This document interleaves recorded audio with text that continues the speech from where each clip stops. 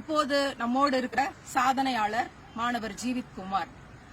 NEET அப்படின்னா அரசு பள்ளி மாணவர்களால் சாதிக்க முடியாது என்று சொல்லிக் கொண்டிருக்கிற காலகட்டத்தில் கடந்த 3 ஆண்டுகளாக ஒரு மாணவர் கூட நீட்ல வெற்றி பெற்று மருத்துவக் கல்லூரிக்கு போகல அப்படிங்கிற நிலையில அன்மகள் அனிதாவுக்கு நான் சத்தியம் செய்து கொடுத்தேன்.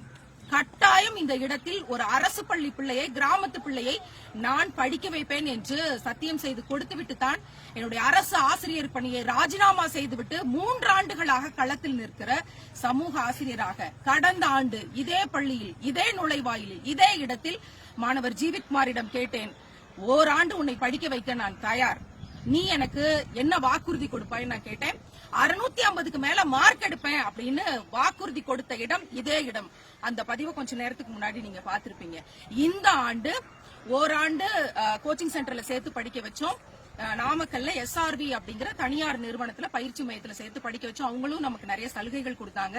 அமெரிக்கால இருந்து காட்வின் அப்படிங்கிற ஒரு தோழர் 75,000 ரூபாய் கொடுத்து நிதி உதவி செஞ்சாங்க. அவங்களுக்கும் இந்த நேரம் நன்றி. இதை போல நிறைய பேர் சேர்ந்து உதவி செய்து கூட இருந்த ஆசிரியர் அருள்முருகன் அவரோட உதவியால இந்த மாணவர் அடையாளம் காணப்பட்டார். ஒரே வார்த்தை தான், சிலபஸ் கொடுத்தா நான் படிச்சு காட்டுவேன், ஜெயிச்சு காட்டுவேன்னு சொன்னா சிலபஸ கொடுத்தோம், பயிற்சி மையத்துக்கு அனுப்பணும்.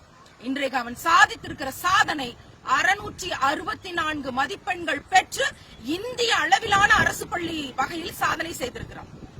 உங்களுடைய கைதட்டல் ஒளி அங்க இருந்து இங்க எனக்கு கேக்குதுன்னு நம்புறேன். சொன்னால் உங்களால் நம்ப முடியாது. கூலி வேலை செய்யக்கூடிய ஒரு குடும்பத்தில் இருந்து, ஆடு மேய்த்துக் கொண்டிருக்கிற ஒரு குடும்பத்தில் இருந்து வந்து ஒரு அரசு பள்ளி மாணவன் நீட் தேர்வு என்ற மிகப்பெரிய ஒரு என்ன சொல்றது கனவுன்னு சொல்லி வச்சுக்கிட்டு இருக்காங்கல்ல, இன்னைக்கு பல கலேபரங்களை செய்து கொண்டிருக்கிறார்கள். மிக சாதாரணமாக 664 மதிப்பெண்களை பெற்று இன்றைக்கு இந்திய சாதனை செய்திருக்கிறான் என்றால் எங்கள் பிள்ளைகளால், அரசு பள்ளி பிள்ளைகளால், கிராமப்புற பிள்ளைகளால் முடியும், கட்டாயம் முடியும். சிலபஸ் கொடுத்துட்டு நீங்க எக்ஸாம் வைக்கலங்கிறதா பிரச்சனை. நான் கடந்த ஆண்டு கொடுத்த வாக்குறுதி கொடுத்த இதே இடத்தில் இருந்து ஜீவித் குமாருக்கு என்னுடைய வாழ்த்துக்களை பார்த்திருக்கிறேன்.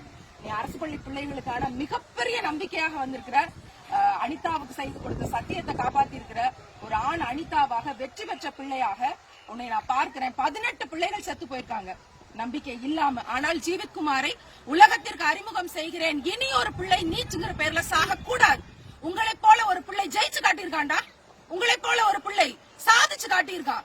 இதுக்கு முன்னாடி உங்களால வெற்றி பெற முடியுங்கிற நம்பிக்கை கொண்டு வந்து வச்சிருக்கான். இனிமேல் எந்த பிள்ளையும் நீட்டுன்ற பெயர்ல தற்கொலை செய்யக்கூடாது. இதோ உங்களுக்கான சாதனையும், சாதனை செய்ய முடியும் என்ற நம்பிக்கையும். நீ சொல்லு ஜீவித், என்ன சொல்ல போற உன்னோட மாணவர்களுக்கு, அரசு பள்ளி பிள்ளைகளுக்கு? கவர்மெண்ட் ஸ்கூல் ஸ்டூடெண்ட்ஸ்னால முடியாதது எதுவும் கிடையாது. எல்லாரும் சிலபஸ் கொடுத்து படிச்சா கண்டிப்பா அச்சீவ் பண்ணலாம்.